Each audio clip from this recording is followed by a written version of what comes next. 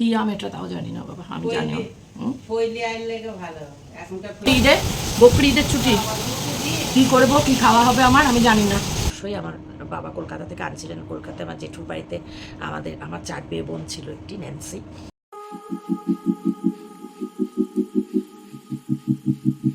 বন্ধুরা চলে এলাম তোমাদের সামনে একদিন পর, কালকে সারাদিন আসা হয়নি, শরীরটা একদমই ঠিকঠাক নেই তাই জন্য। তো যাই হোক আজকে চলে এলাম, এখন হচ্ছে 9:48 বাজে, আর আজকে হচ্ছে 14ই জুন শুক্রবার।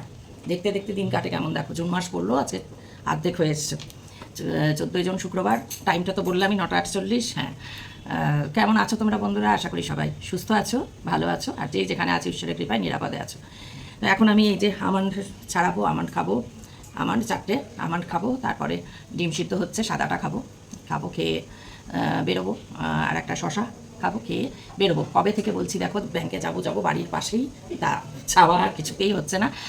অনেক দিন পর আজকে ডাইনিংয়ে বসে তোমাদের সঙ্গে কথা বলছি, ডাইনিংয়ে বসে খাচ্ছি অনেক দিন পর। তো যাই হোক যতক্ষণ ফ্রি আছি কাজটা করে আসি। ব্যাংকের কাজটা শেষ হয়ে গেলে কতক্ষণ লাগবে জানি না, 1 ঘন্টা 1.5 ঘন্টা না 2 ঘন্টা না, তা আগে হবে কিছুই জানা নেই। এসে তারপরে রান্না করব, করে রান্না মানে আমার যেটা রান্না সেইটা করব, করে তারপরে আবার চলবে মোটামুটি টুকটাক কাজকর্ম। তারপরে তো আবার আমার কোটরে ঢুকে পড়তে হবে, সেটা তোমরা জানোই। তো এই ছাড়াতেই তোমাদের সঙ্গে কথা বলছি, কোটরে আবার ঢুকে পড়বো। তো দেখি ব্যাংকের কাজটা ঠিকঠাক মতো হয় কিনা, কারণ অনেক দিন থেকেই করছি সেটা আগে সারতে হবে। তারপরে একটু এটিএমে যেতে হবে। যা রোদ বাইরে না, রোদ দেখে বেরোতে আর মানে বাইরের দিকে তাকালে আর ইচ্ছে করে না বেরোতে, কিন্তু কাজের জন্য তো যেতেই হবে বলো। মাথা যথারীতি ধরে আছে, ছিঁড়ে যাচ্ছে প্রচণ্ড, কিন্তু হ্যাঁ আজকে হ্যাঁ তাই ভাবছি।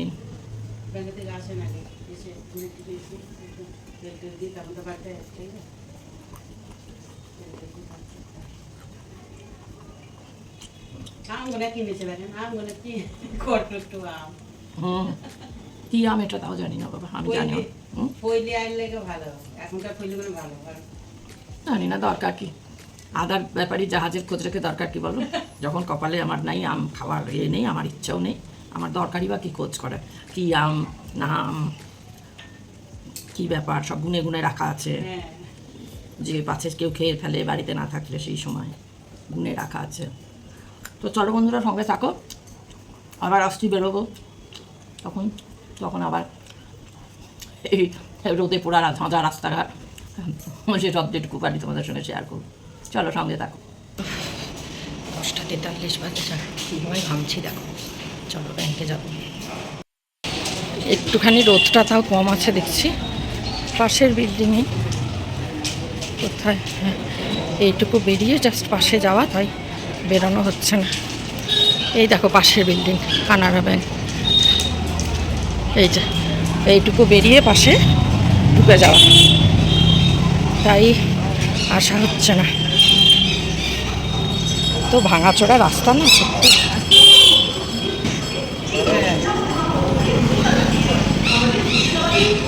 ব্যাস বেরিয়েই ব্যাস ঢুকে যাও। চলে এসছি বন্ধুরা ব্যাংকে, কোনো দিনই আসিনি, আজ প্রথম বাড়ির পাশের ব্যাংকে। ব্যাংকের কাজ শেষ হয়ে গেছে, বেরিয়ে এসছি বন্ধুরা, এবার যাবো একটু এটিএমে। এখন আবার রোদ উঠেছে প্রচণ্ড।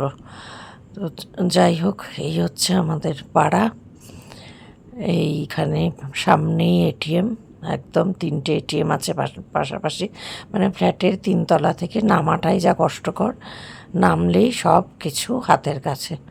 তো চলো এবার এটিএমে যাই। এইখানে একটা বুটিক আছে আর কি, শাড়ি, এই যে SBI এটিএম। চলো গুটি গুটি পায়ে যাই। ও বাবা, বাইরে থেকে এটিএম এলাম।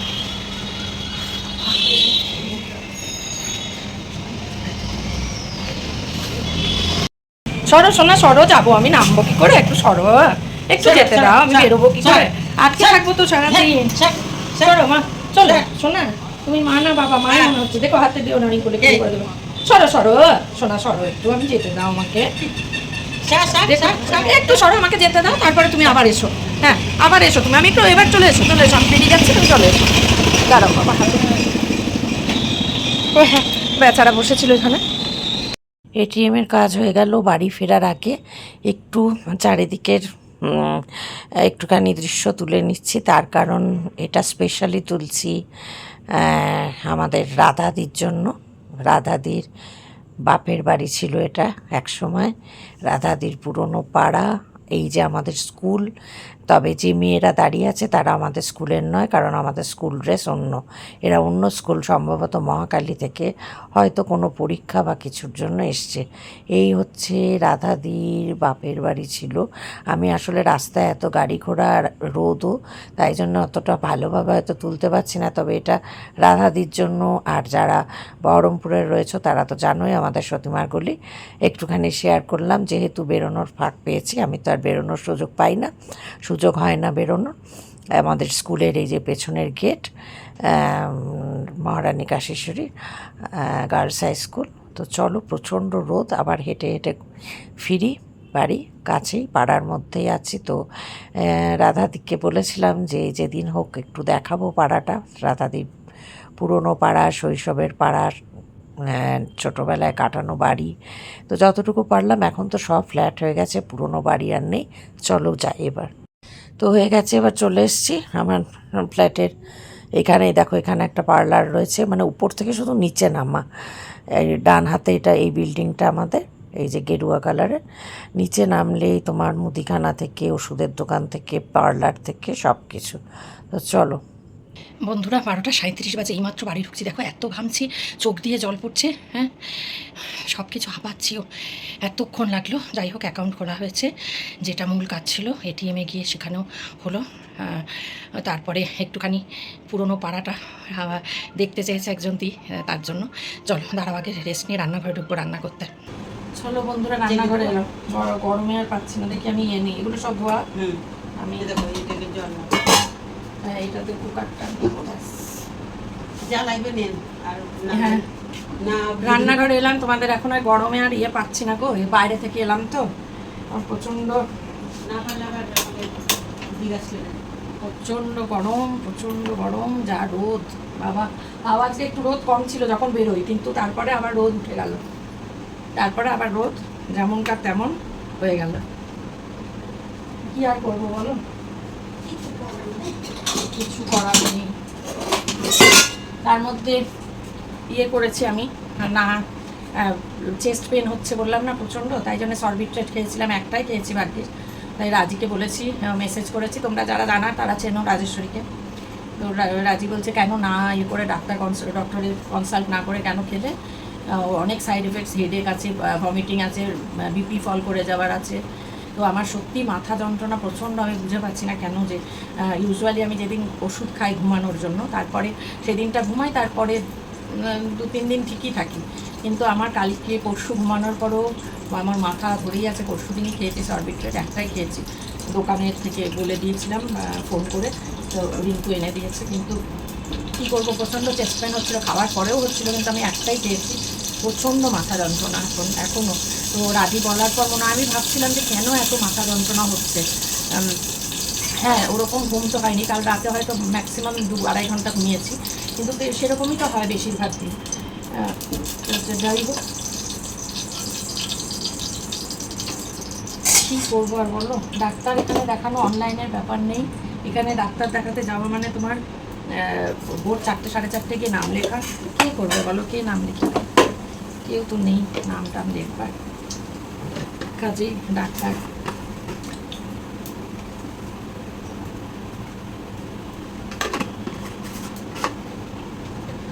কাজেই কিছু করার নেই গো।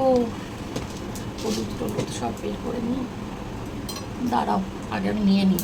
আর একটুখানি সামান্য একটু আদা কুচি আর একটু পেঁয়াজ কুচি দিয়ে সবজিগুলো দিয়ে দেবো। কটা সোয়াবিন দেবো, সোয়াবিন খাইনি অনেক দিন, এবার সোয়াবিন খেতে মানে প্রোটিনের জন্য আর কি খাওয়া। 4 দিন ভাত খাই না, আজকে এই কটা নেবো, এই কটা। মেয়ে বলছে কার্বোহাইড্রেটও তো খেতে হবে, কার্বোহাইড্রেট না খেলে কী করে হবে, তাই জন্য ঠিকঠাক নাম গাওয়া আসতে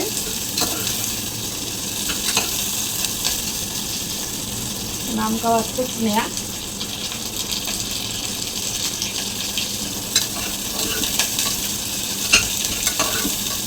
দাঁড়া, আমি তোমাদের সঙ্গে কথা বলছি। খাবারটা দিয়ে দাও। এই রান্না কিছুই দেখানোর নেই, এমনি রান্না করে কাজ করছি, তাই তোমাদের সঙ্গে এই অলিভ অয়েল দিয়ে একটুখানি জিরে ফোড়ন, শুকনো লঙ্কা, একটা তেজপাতা, দুটো কাঁচা লঙ্কা ভেঙে দিলাম। এই যে দেখো সবজির মধ্যে কি আছে, পেঁপে আছে, ঝিঙে আছে, গাজর আছে আর ক্যাপসিকাম আছে। আজকে আর অন্য সবজি দিইনি, এই কথাই।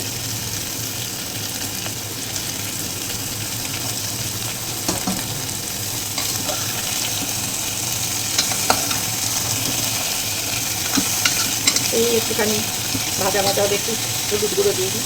এই সিদ্ধ সিদ্ধ পুরোটাই সিদ্ধ সিদ্ধ খাওয়া।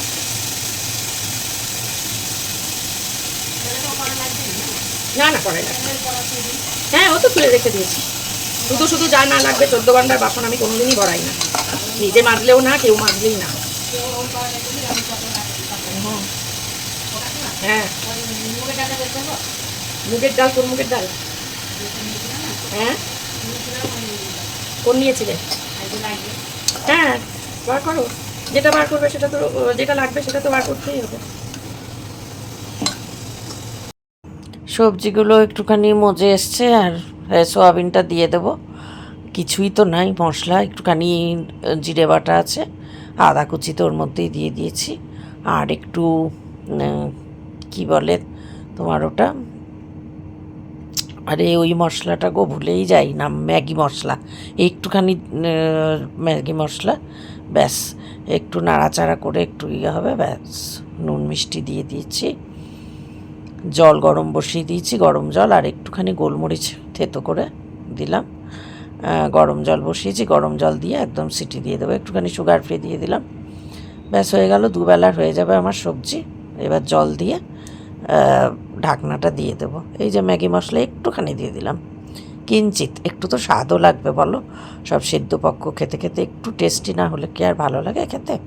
তো চলো এটা করি, এবার জল দিয়ে দেবো। রান্নাটা হয়ে গেল, আর একটু শান্তিতে খাওয়ার জোনায় বাড়ি চলে আসছে। কোনো রকমে গিলি, কোনো রকমে চান করতে গেলাম। হ্যাঁ এই দেখো, এই সিদ্ধ, সবই সিদ্ধ যেমন দেখলে অলিভ অয়েলে, এই আর কিছু দেখানোর নাই। আজকে একটু টমেটো দেওয়া হয়নি, যাই হোক যা হলো হলো, এটা খেয়ে নিয়ে এবার চলো। বন্ধুরা কোনো রকমে খেয়ে নিই, প্রতিদিন বাড়ি চলে এলে কী করে হয় বলো তো?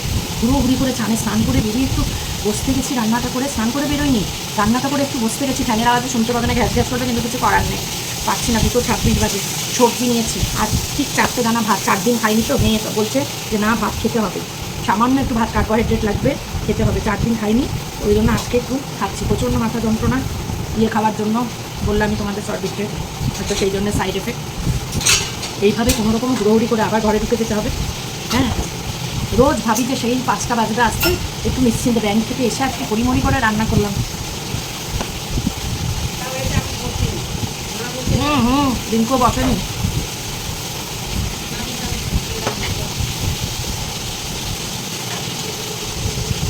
কী অবস্থা, এভাবে হয় খাওয়া? একটু শান্তিতে মানুষ খায়। পরিমরি করে ভালো করে তেল দিল, মাথায় এত ব্যথা করছে, কিন্তু তেল দিয়ে দিল, তেল দেওয়া হয়নি, ওই ঠান্ডা তেল, নবরত্ন তুল তেল।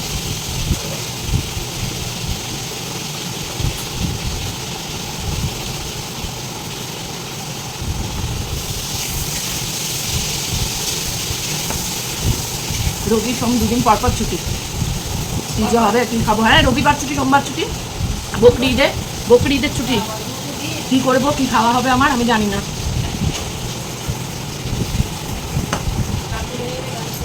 কালকেই করে করে রাখতে হবে মানে, কদিনেরটা রাখবো করে?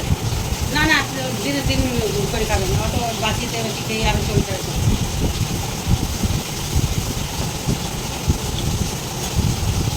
সবজিগুলো অন্যদিন চামচ দিয়ে খাই, 2 দানা ভাত নিয়েছি বলে একবারে 2 দানা। না আর নেবো না, ওই মেয়ে বললো কি কার্বোহাইড্রেট একটু না খেলে হবে না, ঠিকই তো, রাজিও তো তাই বলেছে, রাজি তো রুটি বা ভাত যে কোনো একটা বলেছে, বারণ তো করেনি, আমার 4 দিন খাইনি আমি। না খাচ্ছি তো, অন্য জিনিস তো খাচ্ছি, সেজন্য আমার অসুবিধা হচ্ছে না, শরীর ঝরঝরে আছে এমনি, মাথাটা তো ধরে এগুলো আলাদা। ঠিক আছে তোমরা থাকো, আমি হুড়োহুড়ি করে ঘরে ঢুকি, পরে আবার কথা হবে তোমাদের সঙ্গে। শুভ সন্ধ্যা বন্ধুরা, এখন এলাম তোমাদের সামনে 6:57 বাজে, তাই তো? হ্যাঁ, 6:57। রিঙ্কু 1 কাপ চা দিল, এই যে 1 কাপ চা। প্রচণ্ড মাথার যন্ত্রণা কাল থেকে, বললামই তোমাদের, বলেছি আগে। আর 2 সুগার ফ্রি ক্র্যাকার বিস্কিট দিয়ে খাবো। আর রাত্রিবেলায় তো যথারীতি কী খাবো, ওই যে সবজি করে রেখেছি সেই সবজি আর একটা বেসনের চিলা। এই হলো রাতের খাবার। তো যাই হোক, এখন চাটা খাই। আজকে সারাদিন যেহেতু বাইরে, সারাদিন না, বেশ অনেকটা সময় বাইরে ব্যাংকের কাজকর্ম ছিল, এসব ছিল। তো সেই অর্থে আজকে রেস্টটা মানে হয়নি। রেস্টের দরকার নেই, রেস্টটা সেই জন্যই আসলে, যেহেতু একটু শরীরটা খারাপ আছে সেই জন্য, তা না হলে দরকার নেই। তো মনে হলো চা খেতে খেতে বিকেলে একটুখানি গল্প করি তোমাদের সঙ্গে। একাই তো বসে আছে ঘরে, এই এটা ওটা সেটা ঘুরিয়ে ফিরিয়ে দেখার চেষ্টা করছি, কিন্তু কোনোটাতেই মন বসে না, জানো। আগেও বলেছি, কোনোটাতেই মন বসি খুব একটা দেখতে পারি না কোনো মুভি টুভি। তো দেখছি, চেষ্টা করছি। এটা চালালাম, এটা বোধহয় নেটফ্লিক্সে খুফিয়া। তো দেখি কীরকম, আরেকটুক্ষণ কতক্ষণ ধৈর্য ধরে দেখতে পারি। তোমাদের গল্প করতে কিছু কমেন্টস দেখলাম, কমেন্টসে অ্যান্সার আমি দেবো, আর একটা এমনি দিলাম, এটা কোনো না, এটা জানতেই পারে। আর আমারও মনে হয়েছে বোধহয় আমি তোমাদের বলেছি কিনা কোনো দিন জানি না। তোমাদের অনেকের হয়তো মনে কৌতূহল জাগতে পারে, কিন্তু জিজ্ঞেস করণীয় হয়তো যে যদি আমি কিছু মনে করি যে না, আমি কিছুই মনে করবো না। আজকে একজন জিজ্ঞেস করেছে, তাকে অবশ্যই আমি দেবো পার্সোনালি উত্তর পরে। যে দেখছোই তো, বলছি যে শরীরটা খারাপ বলে আজকেই দিতে পারছি না। এখানে বললে কি হয়, বিষয়টা মানে সবাই জানতে পারে যে হ্যাঁ, এই ব্যাপারে। তো কোনো খারাপ কোনো নয়, কোনো খোঁচা মার্কা নয়, এমনি সোজা সাপটা জিজ্ঞেস করেছে যে আমার ডান হাতে কিছু সমস্যা আছে কিনা। তো হ্যাঁ, আমার ডান হাতে সমস্যা আছে বলতে, আমার একটা অ্যাক্সিডেন্ট হয়। আমি জাস্ট ক্লাস 3 অ্যানুয়াল পরীক্ষা শেষ হচ্ছে যেদিন, সেই দিন, ক্লাস 3 মানে বয়সটা অনেকটাই কম, বুঝতেই পারছো, 8 বছর তখন বয়স। তো সেই সময় একটা অ্যাক্সিডেন্ট হয়েছিল। স্কুল থেকে পরীক্ষা দিয়ে বেরিয়েছি। তো আমার বাবা কলকাতায় গিয়েছিলেন, কলকাতা থেকে ফিরছেন, আমার সঙ্গে আমার ঠাকুমা ছিলেন। তো স্কুলে ওই টাইমে স্কুলের পাশ দিয়ে রিক্সাটা যাচ্ছে, তো আমি দেখে সেই রিক্সায় উঠি। এবং অবশ্যই আমার বাবা কলকাতা থেকে আনছিলেন। কলকাতায় আমার জেঠুর বাড়িতে আমার 4 মেয়ে বোন ছিল, একটি ন্যান্সি। আমার 6 মাস বয়স তখন ন্যান্সি আসে, সেই ন্যান্সির বাচ্চা, তার নাম বব দিয়েছিলাম, তাকে নিয়ে আসা হচ্ছিলো আমাদের এখানে বহরমপুরের বাড়ির জন্য, ন্যান্সির ছেলে বব। তো সেই বব, মানে আমি তো প্রচণ্ড ভালোবাসি চিরদিনই। ওই রিক্সায় দেখে আমি বাবার রিক্সায় উঠে গেছি, ওখানে ওই রিক্সাতেই বব ছিল জুড়িতে। তো যখন বাড়িতে ঢোকার মুখে রিক্সা চালানো এখানে ভালো ছিল না, তো রিক্সা প্যাডলার দিয়ে কারোর চালানো খুব রাফ ছিল। তো বাড়ির গেটে ধাক্কা মারে, এবং তখন আমাদের বাড়িতে উঠোন বাঁধানো ছিল না, এখন তো আর বাড়ি নেই। যাই পরবর্তী সময় সিমেন্টে বাঁধানো গোটা উঠোন, বড় উঠোন বাঁধানো ছিল, তখন তা ছিল না, ওই লাল সুকি দিয়ে ঢালাই করা ছিল। রিক্সাটা মানে জোরে গেটে ধাক্কা মারে, এবং আমি একদম ছিটকে পড়ি, হাতটা তলায় পড়ে শরীরের নিচে। আমি প্রচণ্ড রোগা ছিলাম তখন, প্রচণ্ডই। তো কিছুক্ষণের মধ্যে ডান হাতটা মানে এইরকম মোটা হয়ে ফুলে যায় সাংঘাতিকভাবে, পেন তো বুঝতেই পারছো। তো তখন আমাদের এখানে কিন্তু কোনো রকম অর্থোপেডিক সার্জন ছিলেন না, হাড়ের ডাক্তার কোনো ছিলেন না। এমনি নর্মাল সার্জনদের দেখানো হলো, পরপর দুজনেই সাজেস্ট করলেন যে কলকাতায় নিয়ে যেতে হবে, কারণ এখানে কিছু হবার না। এক্সরে করে দেখা গেল হাড় এখানকার, যে ডান হাতে এই হাড়টা সরে গেছে, এই জিনিসটা এখানে হাড়টা সরে গেছে। তো পরদিনই বাবা তখন গাড়ি ভাড়া করে, সেই সময় ভাবো গাড়ি ভাড়া করে যাওয়া কলকাতায় মানে একটু ছিল, কিন্তু বাবা তড়িঘড়ি করে আমাকে নিয়ে চলে গেলেন। পিজিতে দেখালেন, পিজির হেড যিনি ছিলেন সেই সময় অর্থোপেডিক ডিপার্টমেন্টের, সেই ডাক্তারের গাফিলতিতে জাস্ট একটা ব্যান্ডেজ বেঁধে ছেড়ে দিয়েছিলেন, প্লাস্টার করে, বলেছিলেন 1 মাস পরে এসে ওটি করবেন, যে ওটিটা দরকার ছিল তৎক্ষণাৎ। এবার আমরা তো আর জানি না ডাক্তার যা বলছেন তার উপরে কি। এরকম 1 মাস পার হয়ে যাওয়ার পরেও যখন কোনো রকমভাবে ওনার সঙ্গে কন্ট্যাক্ট করা গেল না, তখন সবাই বলতে লাগলো যে না, এরপর সেকেন্ড ওপিনিয়ন নিতে হবে, এরকম করলে তো হবে না। তখন বাবা আমাকে নিয়ে মা বাবা কলকাতার সমস্ত হসপিটালে ঘুরেছেন, এবং অ্যাট লাস্ট যেটা হয় সেটা হলো প্রত্যেক ডাক্তারই দেখে বলেন যে আপনারা কি আদৌ শিক্ষিত লোক। তখন বাবা বলেন যে আমরা লেম্যান, ডক্টর, অত বড় ডক্টর বলেছেন যে 1 মাস পরে উঠি করলে কোনো অসুবিধা নেই, তারপরে তার সঙ্গে যোগাযোগ করছি, তিনি আরও কিছুদিন পরে আসবেন, তো আমরা কী করে জানবো। তো যাই হোক, বিষয়টা এটাই যে দেখা গেছিলো যে ওই যে হাড়টা সরে গেছিলো না, তার মাঝখানে ওই এতদিনের গ্যাপে ওখানে কিছু মাংস পিণ্ড এবং আরও অনেক কিছু জন্মে গেছিলো, যার ফলে তখন যখন অপারেট করা হলো তখন করা হলো যে ওই কনুইয়ের মতন যেটা এটা তৃতীয় লিভার বলে, এটা বাদ দিতে হবে, ওটা কোনোভাবেই রাখা যাবে না, বাদ দিতে হবে, এবং কোনো ফরেন বডিও ওখানে দেওয়া যাবে না ওর পরিবর্তে। তো ওটা এবং এর আগে সাইন করিয়ে নিলেন যে জীবনে কোনো দিন হাত দিয়ে খেতে পারবে না, লিখতে পারবে না, কোনো কাজ করতে পারবে না এই হাত দিয়ে, সাইন করিয়ে নিলেন ওটির আগে। তো ওভাবে ওটি হলো এবং আমার এটা বাদ গেল। তো যাই হোক, ঈশ্বরের অসীম মানে করুণা এবং আমার মা বাবার চেষ্টায় ফিজিওথেরাপি করে করে অনেক ইঞ্জেকশনস হয়েছে, হারিয়ে গেছে অপারেশনের পর। ছোটো ভাবো তখন কেবল 8 বছর বয়স, তো অনেক গেছে।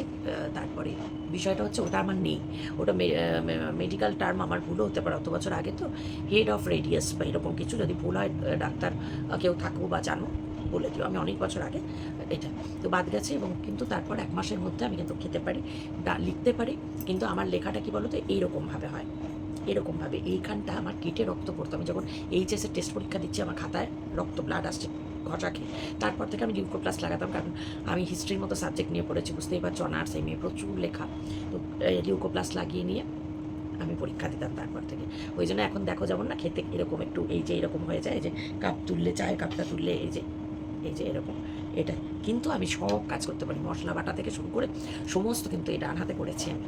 ধনে জিরের মতো মশলাও বাটানো হয়েছে, বেটেছি, সব রকম সর্ষে বলো পোস্ত বলো সব কিছু করেছি, সব কিছুই করতে পারি আমি, কোনো রকম আমার অসুবিধা হয় না। হ্যাঁ, স্ট্রেংথটা একটু ঘাড়ের ওপর পড়ে, আর এই রিস্টের মুভমেন্টটা হয় না, রিস্টের কোনো মুভমেন্ট নেই, এই যখন রিস্টের যেমন মুভমেন্ট, এটা কোনো মুভমেন্ট নেই। তো যাই হোক, এইটা একটা অ্যাক্সিডেন্ট হয়েছিল, সেইটা বিরাট, এখনও বিশাল 2.5 ঘন্টা ওটি হয়েছিল। তো মনে হলো এটা ঠিকই জানতে একজন চেয়েছে, কিন্তু এটা আমার মনে হলো আমার এটা জানানো দরকার, কারণ অনেকেরই মনে থাকতে পারে আমি যখন খাবার সময় শেয়ার করি যে দেখতে পাও একটু অন্যরকম। তো এই একটা দুর্ঘটনা ঘটেছিল, এবং যার ট্রিটমেন্টের গাফিলতির কারণে আমার মানে এই সিচুয়েশন। তো যাই হোক, তোমাদের সঙ্গে শেয়ার করলাম। আমার মনে হয় ব্লগটা কোথায় সন্ধ্যাবেলাতেই আজকে এন্ড করা দরকার, কোথায় আর বাড়াবো না। আমি বুঝতেও পারছি না কতক্ষণ হয়েছে, এডিট করিনি আজকে এখনও পর্যন্ত, তাই কত মিনিট হয়েছে জানি না, আর বাড়াবো না যদি বেশি হয়ে যায় এই বলে। তো ঠিক আছে বন্ধুরা, তোমরা সবাই খুব ভালো থেকো, সুস্থ থেকো, আনন্দে থেকো, হাসি খুশি থেকো, আমার পাশে আমার সাথে যেমন আছো এভাবেই থেকো। যদি ভালো লাগে আজকের ব্লগটা লাইক করো, শেয়ার করো, কমেন্ট করো অবশ্যই।